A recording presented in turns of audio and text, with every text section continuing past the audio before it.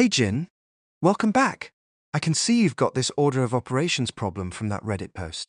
It's a meaty one, with exponents, absolute values, and some tricky notation. What part would you like to tackle first? Or should we work through the whole thing together? Absolutely. Let me write this problem on the board so we can see what we're working with. There we go. Now we can see the whole expression.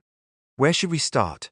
What jumps out at you first when you look at this? Let's break it down piece by piece. We've got a fraction here, so we need to simplify the top and the bottom separately, then divide at the end.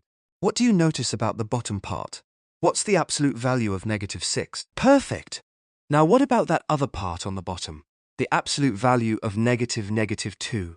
What does that simplify to first, before we take the absolute value? Exactly right. So our denominator is 8. Now let's tackle the top, the numerator.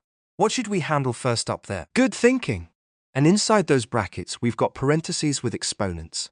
Let's zoom in on those exponents first. What's 6 to the 0 power? I can see why you'd think that. But here's the trick. Number to the 0 power is actually 1, not 0. So 6 to the 0 is 1. And 3 to the 0 is also 1. Why don't you try rewriting what's inside those parentheses with that in mind? Perfect! Now simplify each parentheses. What's -4 minus 1? And what's 5 minus 1? Exactly. -20. Now we need to deal with what's outside those parentheses. We've got -2 squared times the bracket.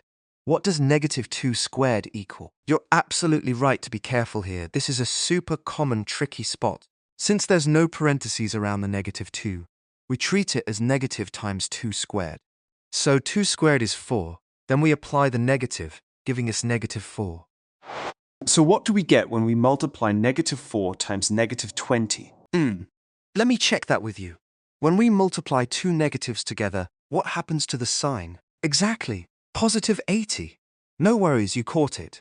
So now we've got our numerator is 80 and our denominator is 8. What's 80 divided by 8? Perfect. So the answer is 10, which is choice B. You nailed it.